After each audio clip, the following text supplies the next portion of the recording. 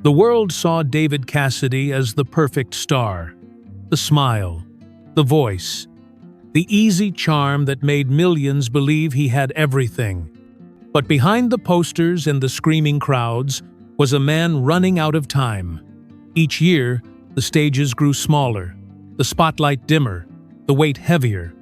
What his fans didn't know was that every song, every encore, was carrying a truth he had spent decades keeping to himself. A truth that would only come to light when it was almost too late.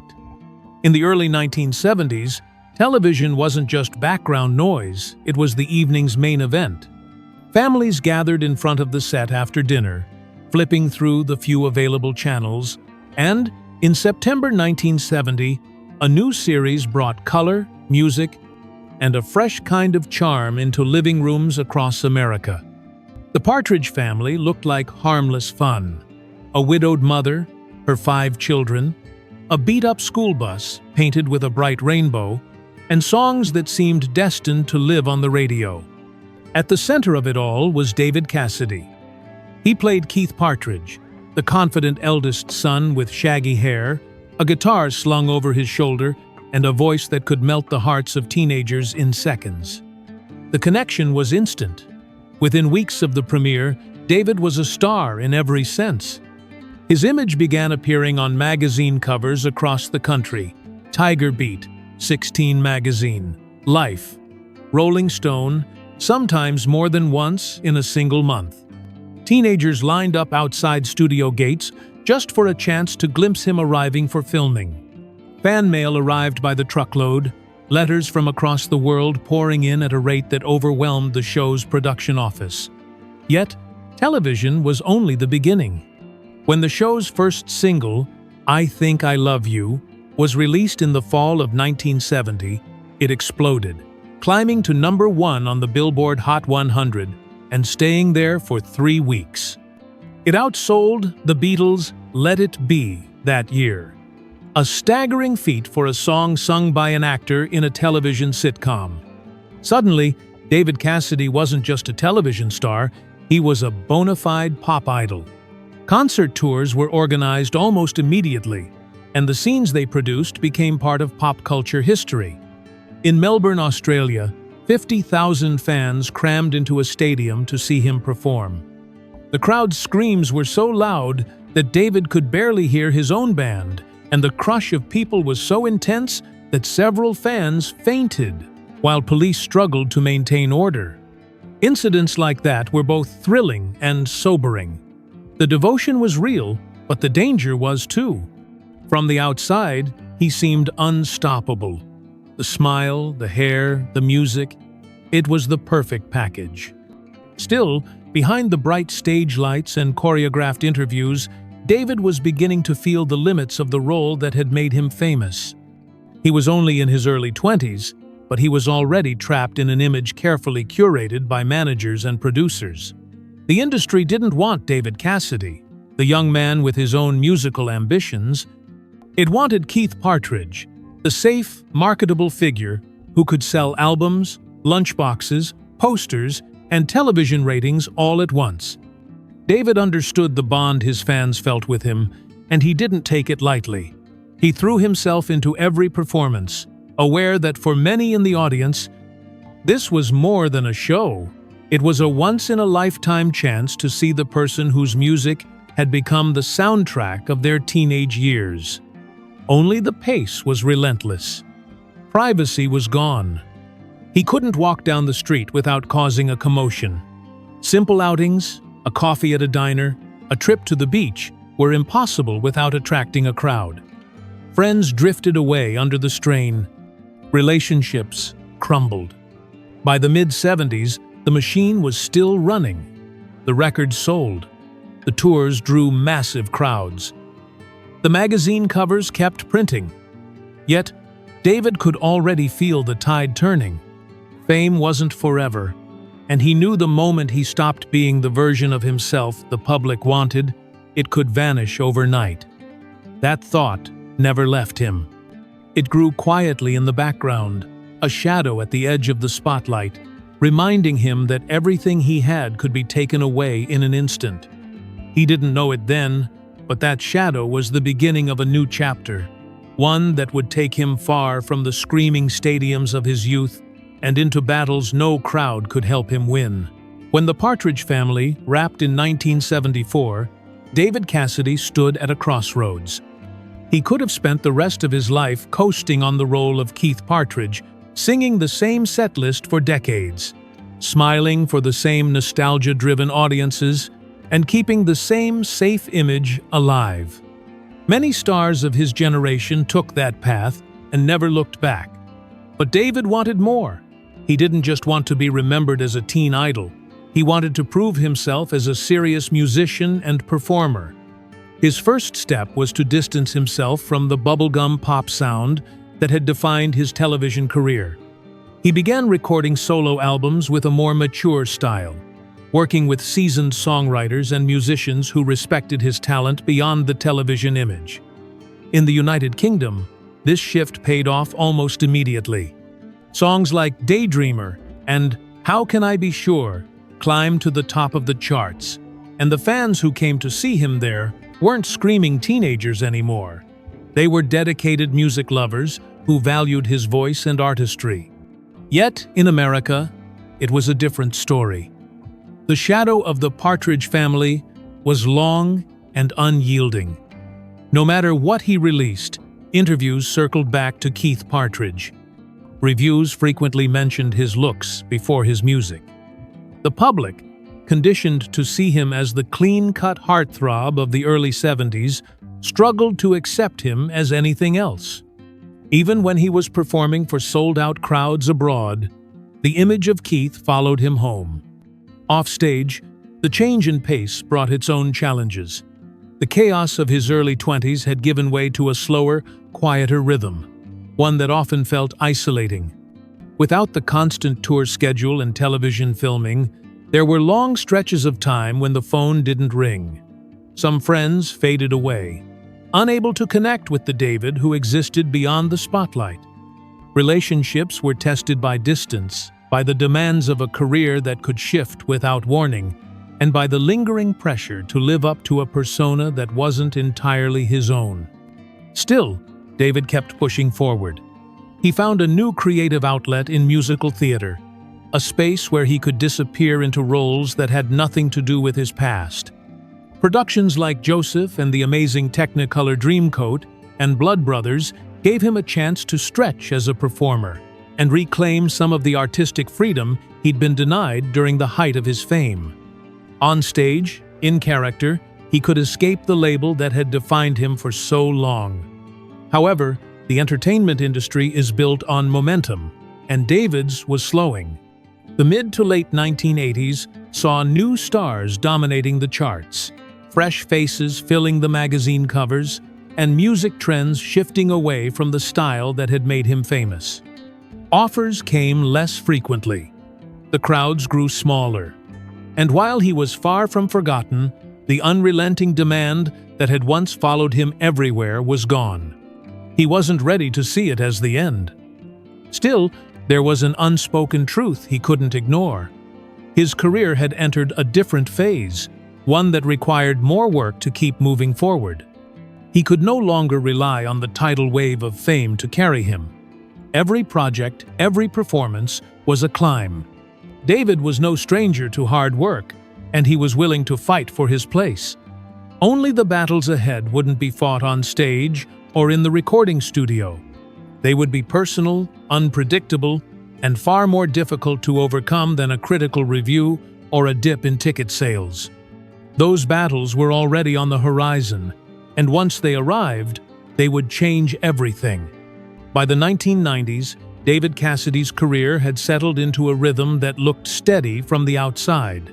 He was touring regularly, taking on stage roles, and making occasional television appearances. For many performers, that kind of consistency would have been enough.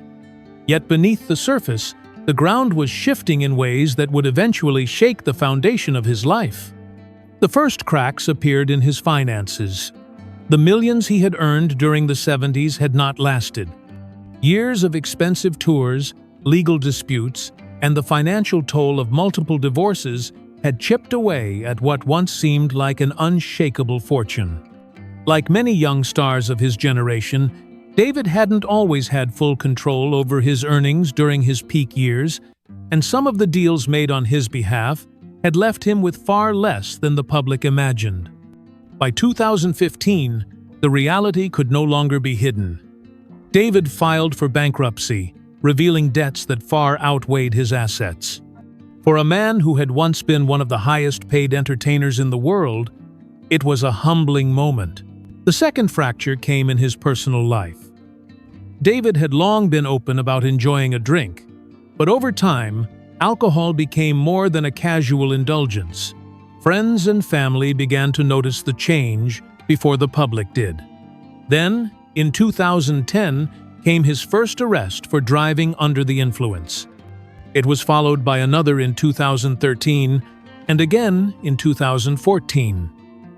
Each incident generated headlines not for his music, but for his struggles. The public image of the smiling teen idol was now colliding with the reality of a man grappling with addiction in full view of the media.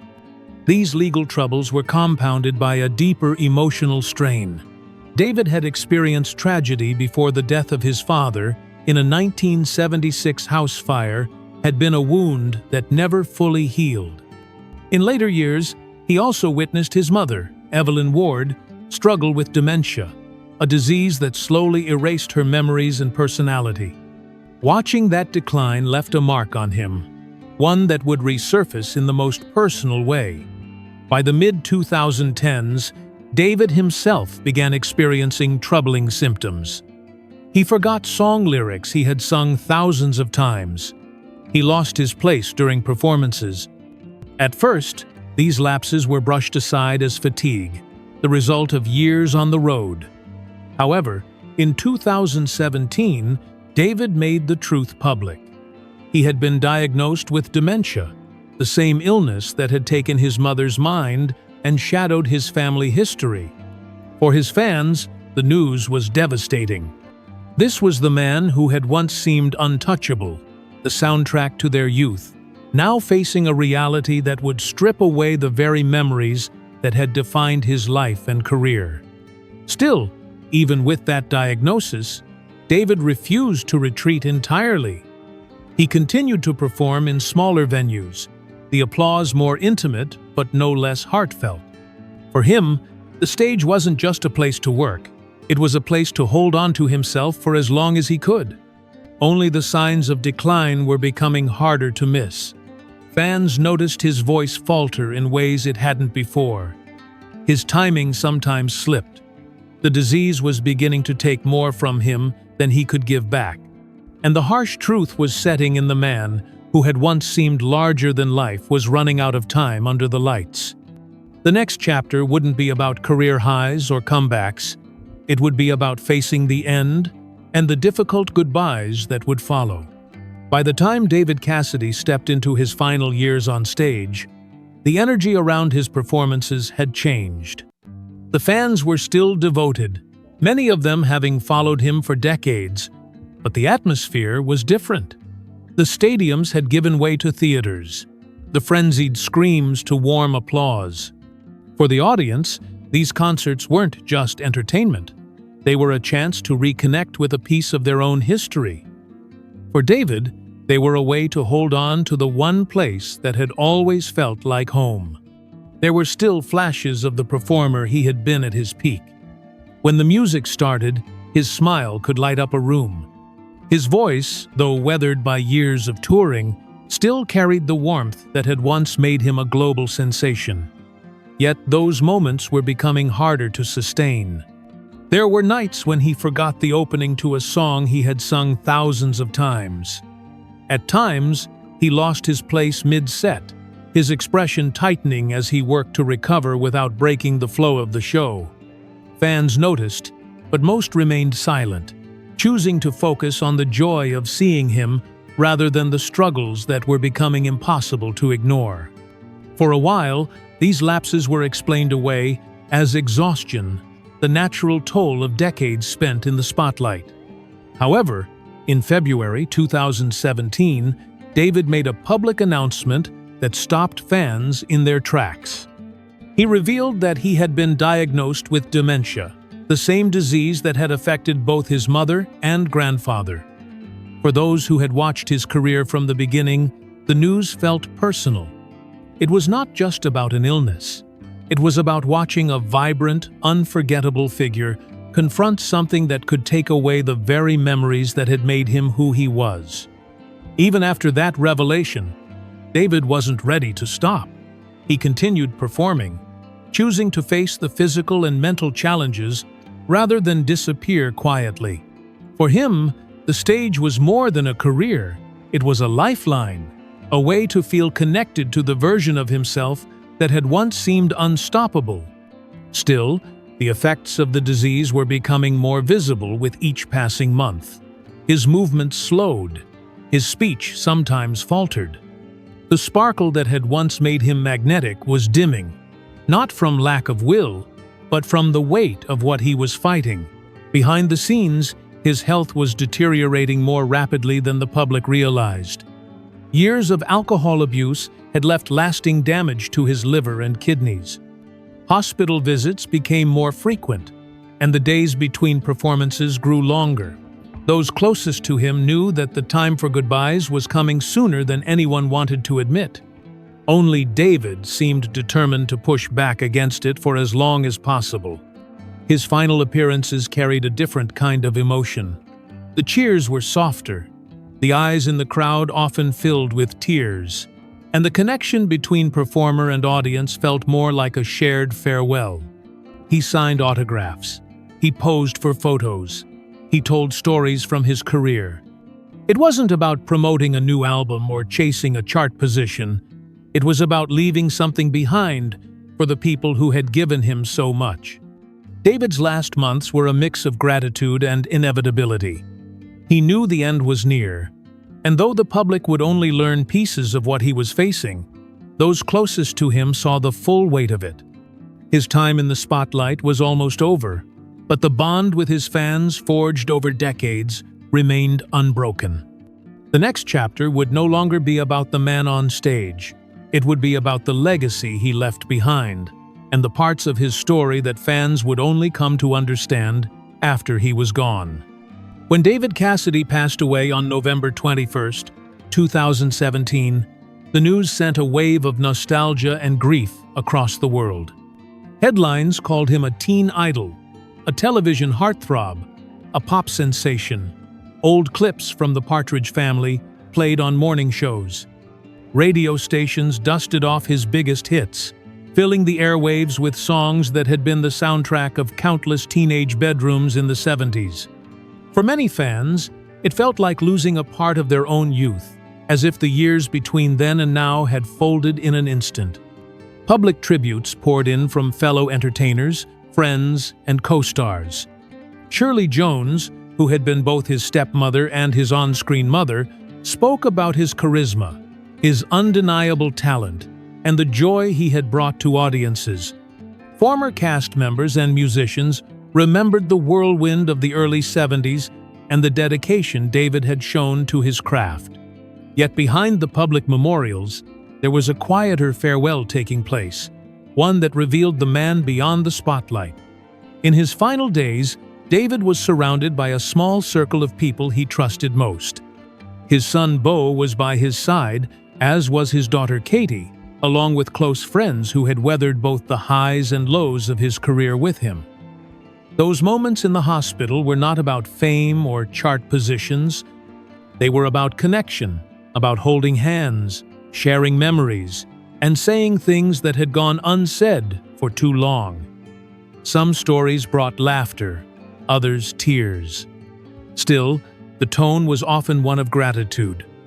David knew he had been given a rare kind of life, even with all its complications.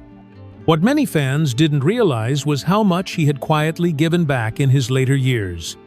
Though he rarely publicized it, David supported charities focused on Alzheimer's and dementia research, driven by his mother's illness and his own diagnosis.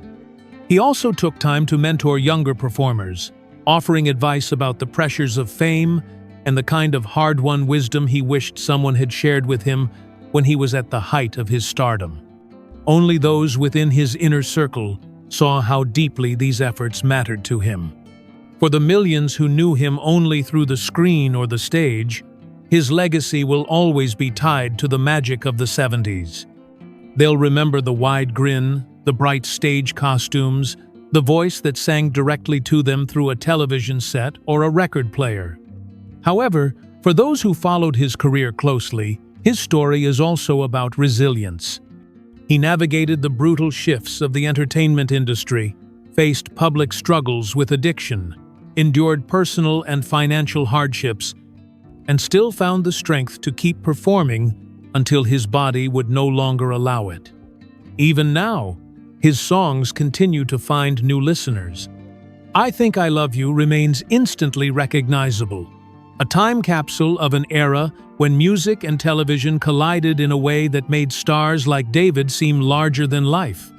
His other work, the solo hits, the stage performances, the deep cuts, known only to his most devoted fans, still carries the imprint of a performer who gave everything he had, every time.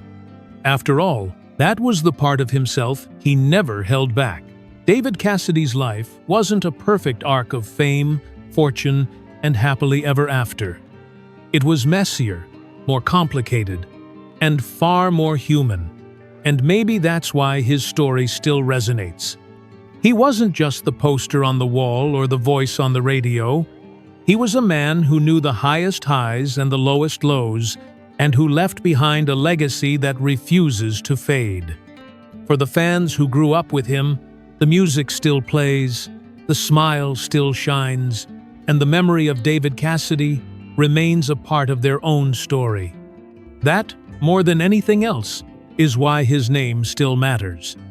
David Cassidy's story is often remembered in snapshots: the teenage heartthrob in a colorful shirt, the songs that topped the charts, the bright smile under the stage lights. Those moments are real, but they are only part of the truth. Behind them was a man navigating the relentless push and pull of fame, fighting private battles while giving the world his public best. He knew the thrill of 50,000 fans screaming his name, and he knew the quiet ache of playing to smaller rooms as the years moved on. He faced addiction, financial loss, and illness, yet he still found his way back to the stage, again and again, because that was where he felt most himself. The image of Keith Partridge will always be tied to him. But David Cassidy was more than a role. He was a performer who understood the value of connection, who carried both the rewards and the costs of being loved by millions. And in the end, it wasn't the size of the crowd that mattered. It was the bond that endured long after the curtain came down. For more emotional stories, check out this video.